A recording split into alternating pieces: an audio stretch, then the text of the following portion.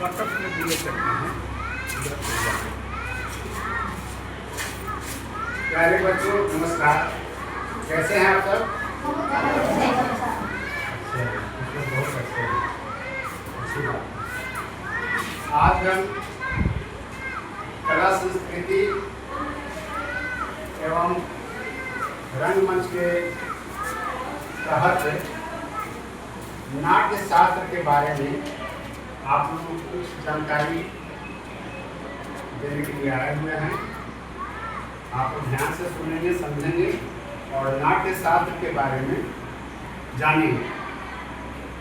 नाट्य शास्त्र क्या है, नाट्य शास्त्र का महत्व क्या है, नाट्य शास्त्र की उत्पत्ति कब हुई, नाट्य शास्त्र के जनक कौन हैं, नाट्य शास्त्र के कितने अंग हैं, कितने भाग हैं, कितने अध्याय हैं इसमें और कितने श्लोक हैं, इन सारे मुद्दों पर हम आप लोगों को जानकारी प्रस्तुत करेंगे।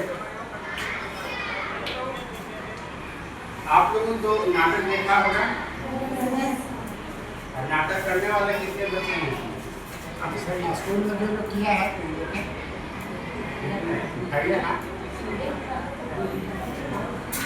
जो किया है वो भी बना, अच्छी बात है।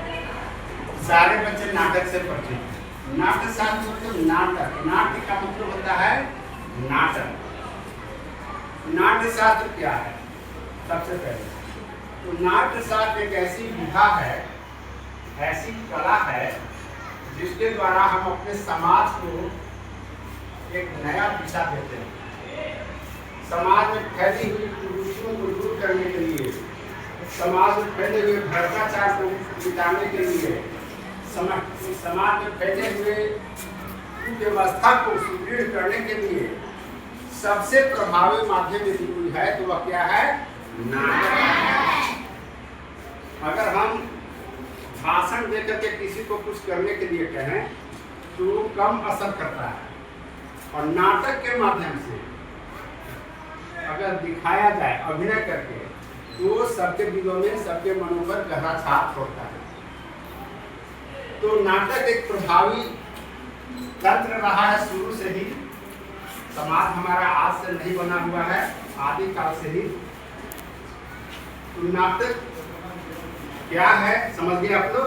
एक विधा है, एक कला है जिसके माध्यम से हम अपने समाज के फैले हुई कुरीतियों को, व्यवस्थाओं को सुदृढ़ करने के लिए नाटक के माध्यम से लोगों को दिखाते हैं और समझाते हैं और समाज में चलने के लिए एक नया दिशा दिखाते हैं। नाटक की उत्पत्ति कब हुई? नाटक की उत्पत्ति 400 ईसा पूर्व से 100 ईसा पूर्व के बीच में हुई। ईसा पूर्व का मतलब समझते हैं? ईसा पूर्व का मतलब होता है ईस्वी के पहले। अभी कितना ईस्वी चल रहा है? 2026 ईस्वी चल रहा है। 2026 के 400 वर्ष पहले और 100 वर्ष पहले के बीच का जो काल 300 वर्षों का रहा है, यानी कि 2026 और 400 वर्ष और ले लें तो 2426 वर्ष पहले, 2426 वर्ष पहले, बहुत पहले न हो गया हैं? उस समय, उस काल के मध्य में नाटक की उत्पत्ति हुई। नाटक के जनक कौन हुए? नाटक को, नाट्य शास्त्र की रचना किन्होंने की? तो एक भरत मुनि थे। भरत मुनि के द्वारा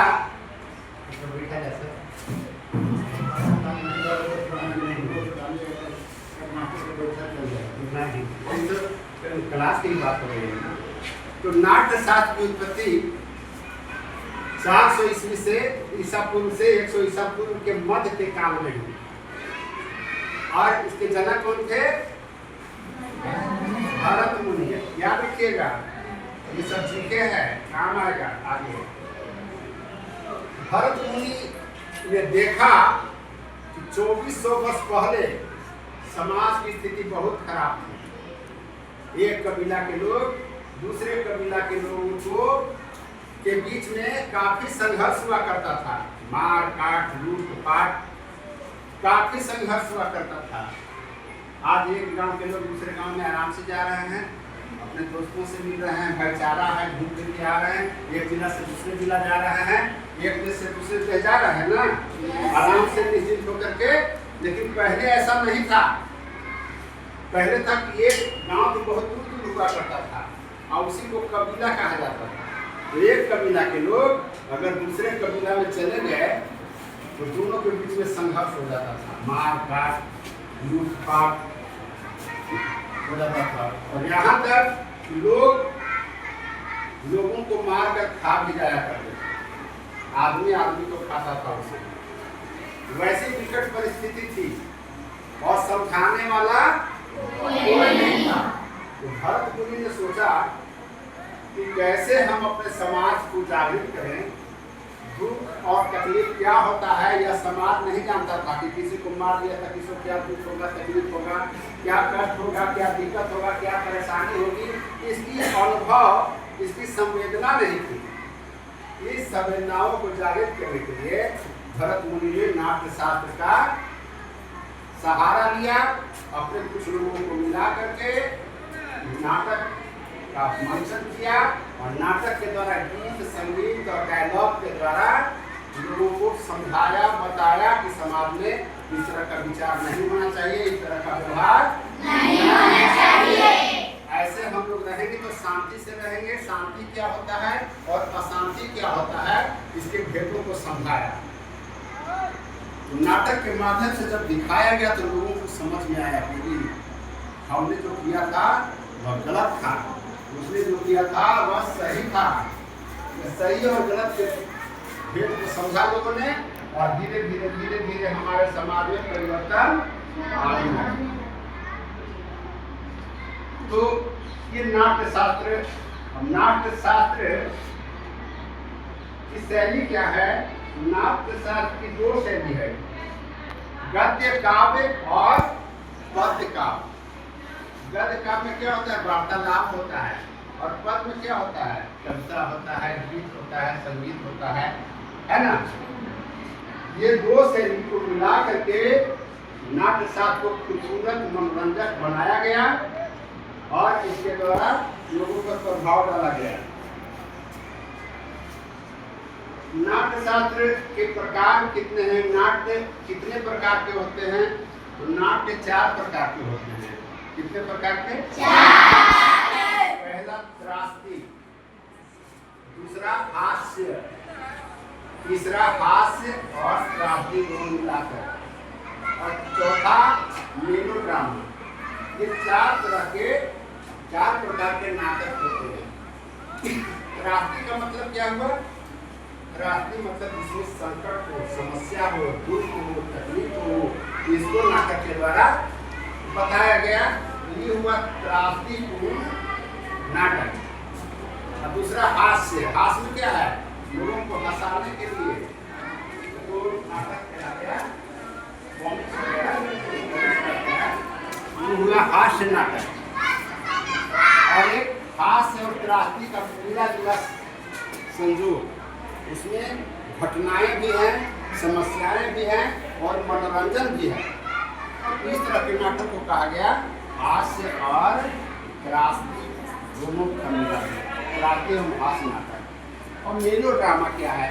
मेलोड्रामा के वर्तमान परिवेश में जो घटनाएं नया घट रहा है उस पर नाटक बना करके दिखाया जाए, तो इसको कहते हैं मेलोड्रामा, है ना।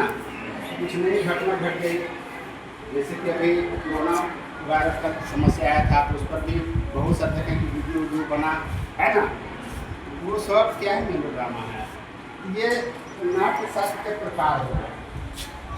नाट्य शास्त्र के मुख्य तत्व क्या है? नाट्य शास्त्र में 7 मुख्य तत्व हैं। सबसे पहले तो कथा होना चाहिए,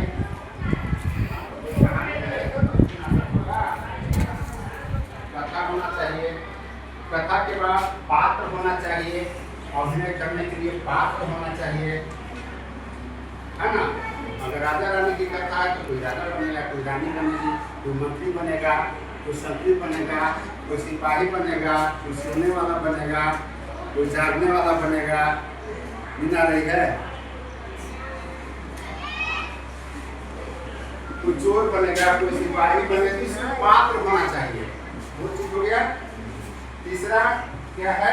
चरित्र चित्रण होना चाहिए। इसका कैसा चरित्र होगा? खलनायक का चरित्र है, नायक का चरित्र है, भिखारी का रोल करना है, जैसा चरित्र चित्रण होना चाहिए।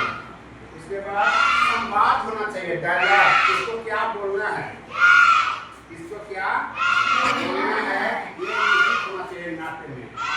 उसके बाद देश और काल के हिसाब से, देश में हम हैं, देश में हम प्रस्तुति कर रहे हैं, उस देश का संस्कृति कैसा है, वहाँ का समाज कैसा है, वहाँ की व्यवस्थाएं कैसी हैं, और किस काल में कैसी परिस्थितियाँ चल रही हैं, ये देश और काल पर आधारित नाटक होता है।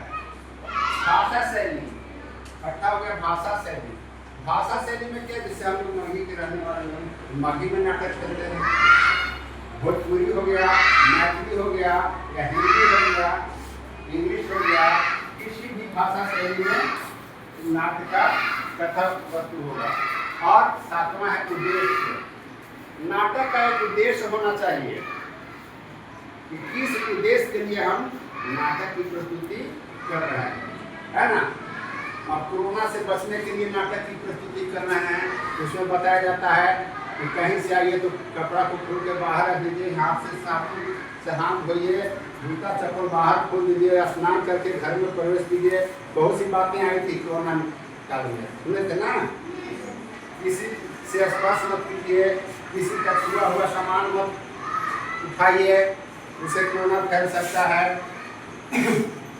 खांसना है तो मुंह पे रुमाल रखिए, है ना। बहुत तरह की बातें। तो इस तरह नाट्य शास्त्र के 7 अंग हैं। अब नाट्य शास्त्र में कितने अध्याय हैं?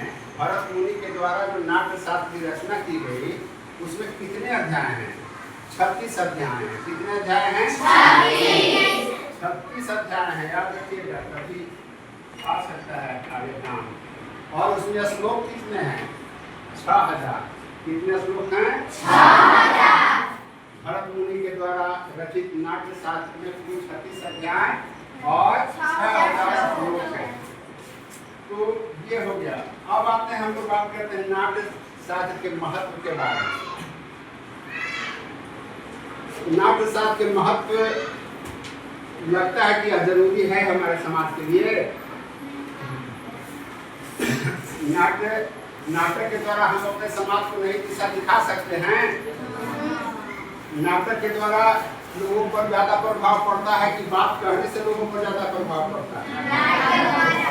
नाटक के द्वारा। आने वाला समय में भी नाटक जीवित रहे, इसकी सरकार जो है अभी प्रचार कर रही है ना। नाटक की बहुत अच्छी विधा है जो आदिकाल से हमारे समाज को सुदृढ़ करते हुए अभी तक आया है। अभी भी हम लोगों ने बहुत से नाटक किया, शराबबंदी पर नाटक किया, दहेज प्रथा पर नाटक किया, बाल कुपोषण बिहार अभियान पर नाटक किया, शिक्षा का हक अधिकार अभियान पर नाटक किया, है ना। नामांकन अभियान पर नाटक किया, मतदाता जागरूकता अभियान पर नाटक किया। बहुत से नाटक हम लोगों ने अरवल जिला के अंतर्गत और सबको पंचायत में किया है। और इसका प्रभाव देखा गया कि बहुत ही अच्छा प्रभाव लोगों पर पड़ा और ये पड़ेगा ही। तो ऐसा महसूस होता है नाटक के महत्व, पूरे नाटक महत्वपूर्ण है या नहीं है। तो एक नाटक 5वीं कक्षा में है,